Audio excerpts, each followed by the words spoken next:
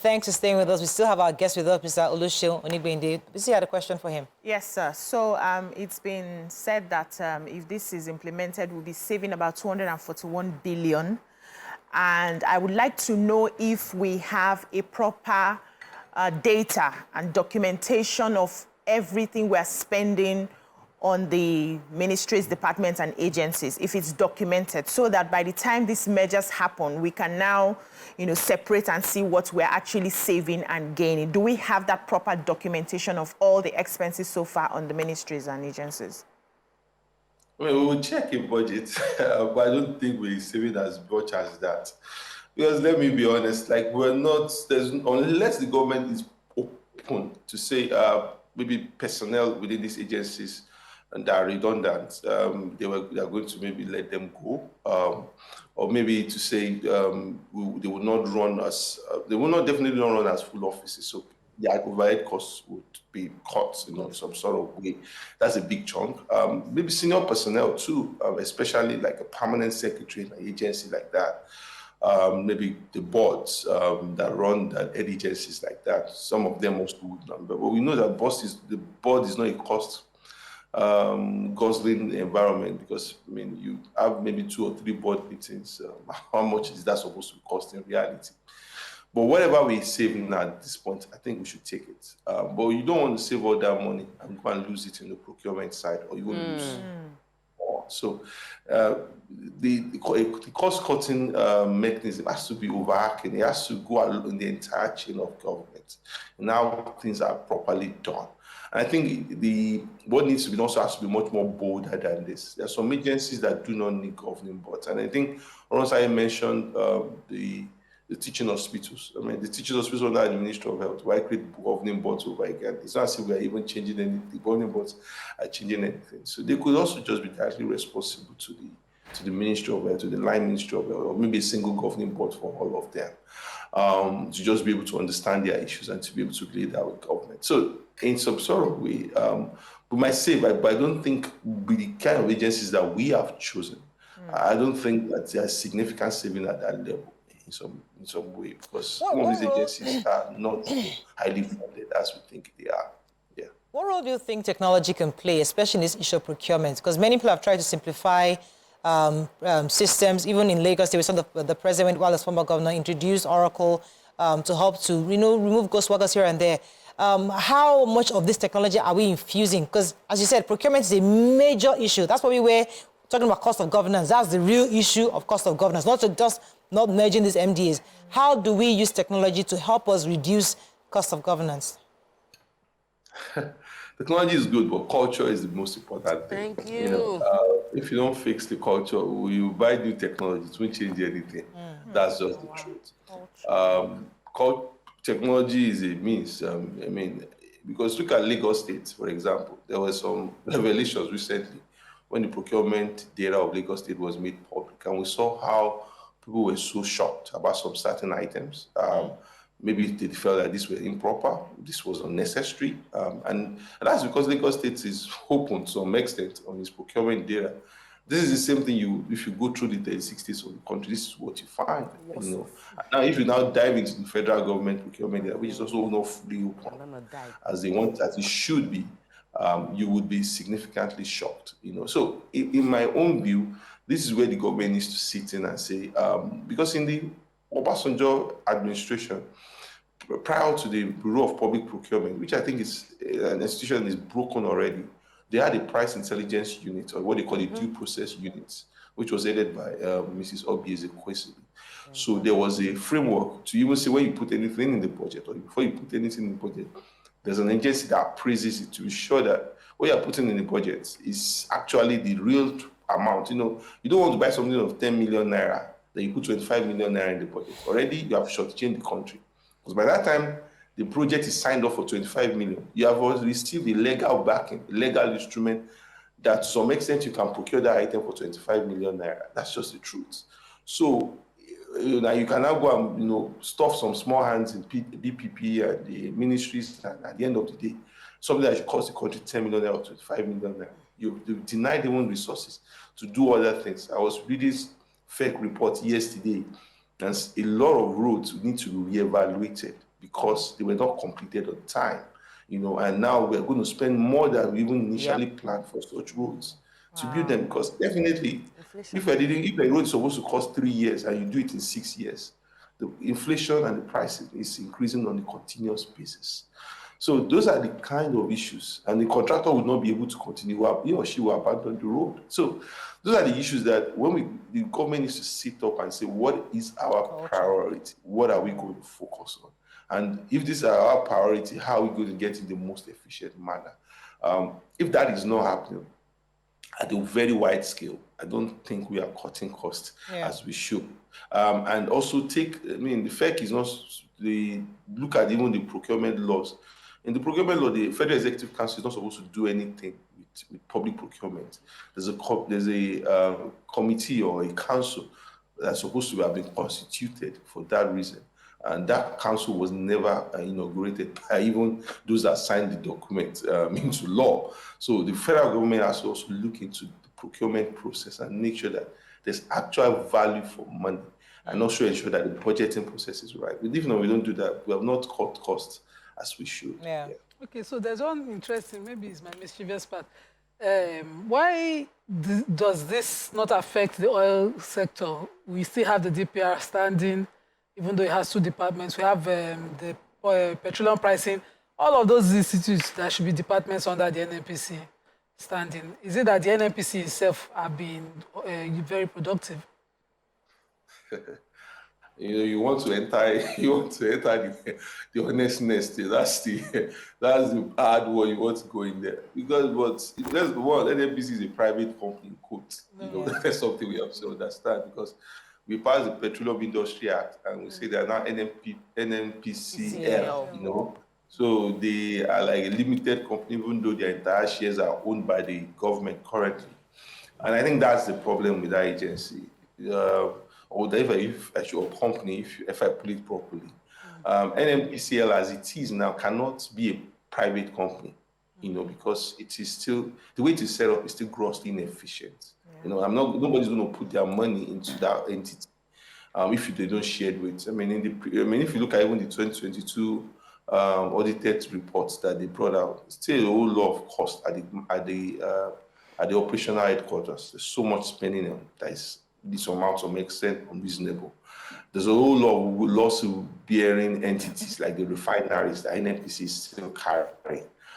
There's always still loss on the petroleum subsidy regime that NNPC still bears on the federal government, so on behalf of the federal government. So in my own view, the government wants to let go of NNPC, but still sees NNPC somehow to be as its only fallback option on some certain issues. So it cannot work that way. Some agencies like, because you had DPR, and you had PPRA, and now you have a different, like a cluster of alphabet of names. I can't even, because it's no longer called DPR. It's AUPRC or something like that. So it's also for government to look into that. And I agree with you. We have one that is handling upstream, one that is handling midstream, one that is handling downstream. And 3 of them are government agencies. And we did not even change anything significant about them. We did not rationalize the personnel. Imagine that a single NNPC staff payment is more like hiring like 25 civil servants, in some certain line ministries. And so we've not rationalized that at all. And our cost of production for those reasons are significantly high. So President Tinubu, if he really wants to go all the long way, has a whole lot of work to do. And I think even if he doesn't enjoy the benefit, posterity will thank him for it. But we need to get a much more leaner government, and much more effective. So there was something Mariam mentioned about technology, and you said culture, which we agree is very important, but there are ways with which transparency via technology can help mitigate the over-bloated procurement process, where we're buying things for far higher than what is actually worth in the market. And so how can we use technology to make it a transparent process? Not that we're hearing of it after the procurement has done, but how do you think they can do it that maybe concurrently as every process is being carried out, technology would make it open to everybody to do it? What do you think the government can do? Yeah, so one is, I'm not saying technology will not be right, but we have to put the culture first in front. So the president or a governor has to say, I want to be extremely efficient in how public resources are spent. That's number one. I want to be highly efficient about that. For even people like entities like in the US, you see that the reconciliation of National Assembly members, I mean, the overheads that for National, the House of Reps, is public. You can see how much a senator or a House of Reps spends, you know. So we need to do with more technology and more transparency, as you said, so that people can criticize and can ask questions.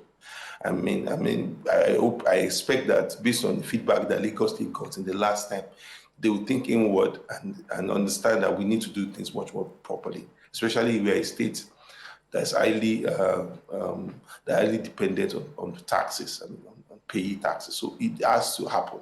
So that, for me, it's number one. The government needs to sit up and be honest that we have to use technology to do more transparency and to streamline processes.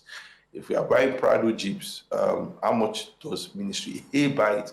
How much does Ministry B buy it? And if they are buying from two different vendors, the prices should be the same? And what is the standard? Someone is buying full option. Someone is buying extended option. I mean, those are the kind of questions you want to put on the table, because all of that, it saves government a little bit here, a little bit there, that you can channel to other productive places. Right. So that's some of the things we need to do. Right. Technology can allow them to streamline prices. It can improve the visibility to the citizens to know how public resources are spent. All right. And also, it will help procure better. Yeah. Let's talk about the other parts of the report, because there are issues of restructuring. Some are already talking about parliamentary system of government that we should move to help to further reduce cost of governance. What's your take on that? Restructuring is important, but that's beyond cost of governance. Restructuring is about even exciting the economy, getting this economy to work as it should work. Because Nigeria is a concept, is an aggregation of states, but that's how it's supposed to be. But unfortunately, the federal government has a overbearing weight, just because of things that the federal government can do that states cannot do.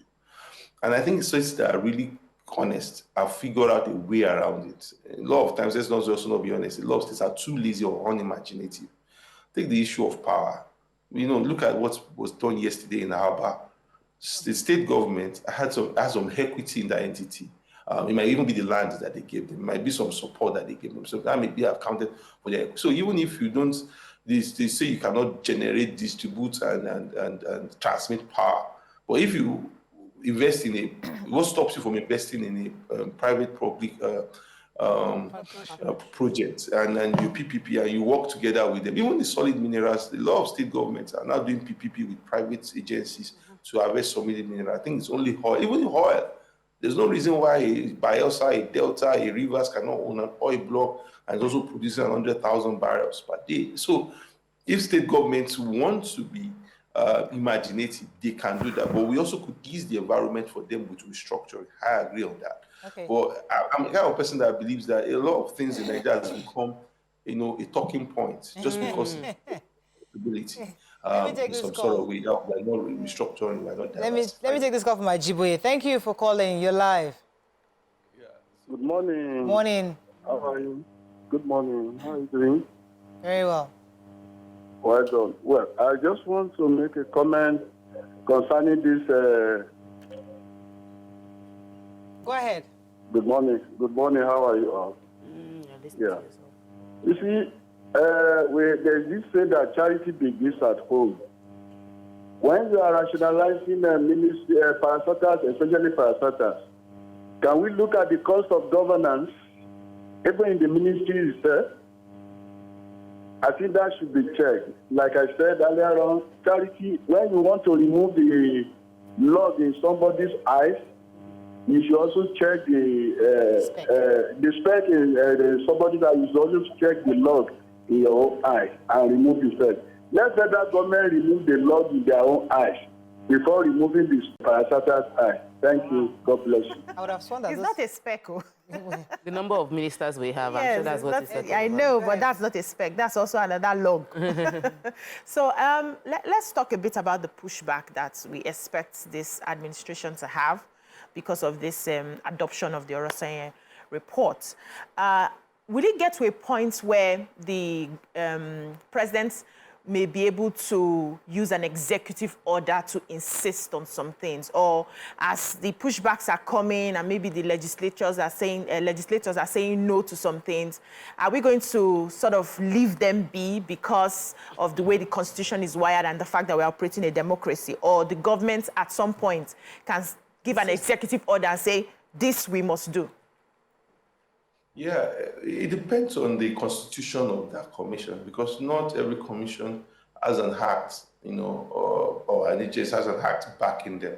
So if there's an act, because that's where the first pushback is. If you want to repeal like the EFCC now, it's an act backing the EFCC. And by the time you also now look at the complexity of its function and compare that with ICPC, both of them should have existed separately in the first instance. I know the rationale, sounds a little bit different. Some were supposed to go into private sector investigation, some were supposed to look at public sector, but over the lines, those lines have become very, very, very blurred.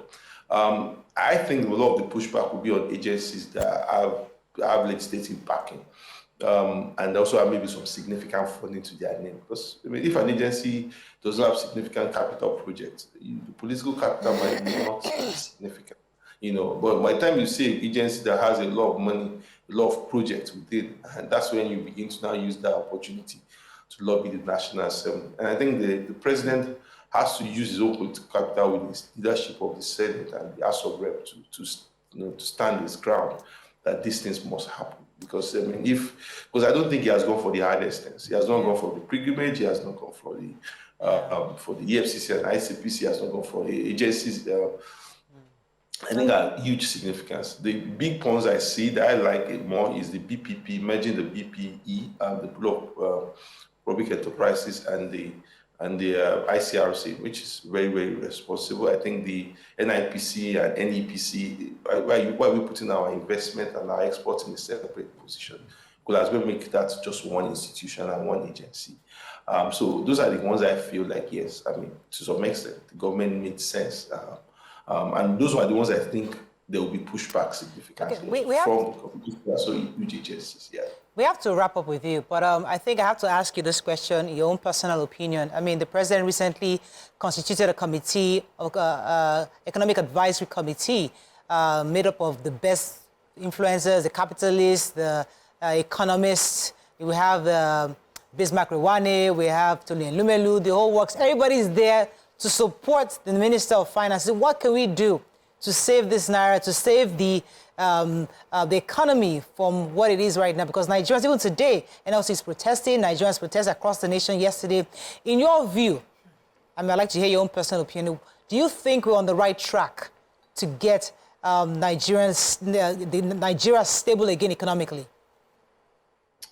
I felt some decisions were rushed. We didn't map out the scenarios about what are the effect of some certain decisions. And I think we have now gone too far. And I think even you could see that there's a bit of drawback. There are now huge rules against BDC.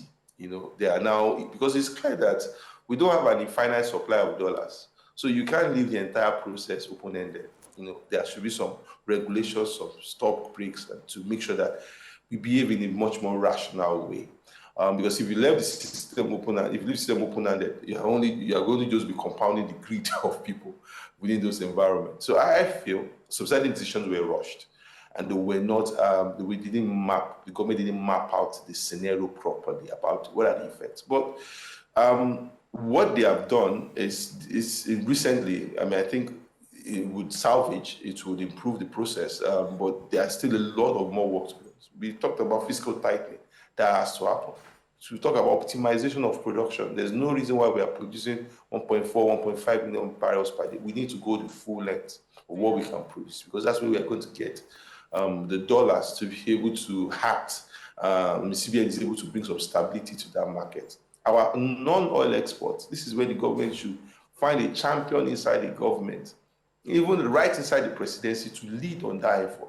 How do we encourage? Because the dollar currency is weak now, so it's supposed to encourage exports. This is the time for us to, and you can see some certain food exports are happening already.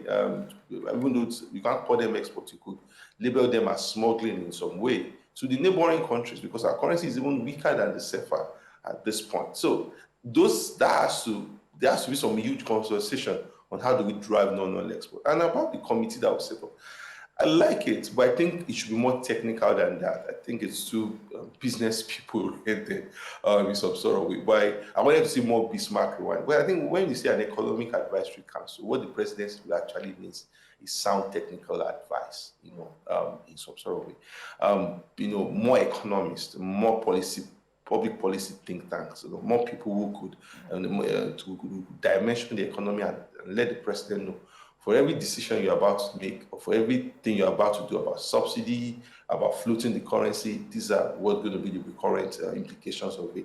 And this is how you can face it so that the social cost of those policies are not too high. Okay. In some sort of, but I believe that maybe the president feels that he needs to bring the business community more closer. He has done that, but I believe he should expand that committee and bring more technical people in, who can also give him some solid advice. Thank you so much. We'll be speaking with the entrepreneur, open data analyst, Oluseun Onigbinde. Thank you so much for joining us this morning. It's a pleasure. Thank you so much. We're going to go on a break now. When we come back, we go on to the final segment. Stay with us. We'll be right back.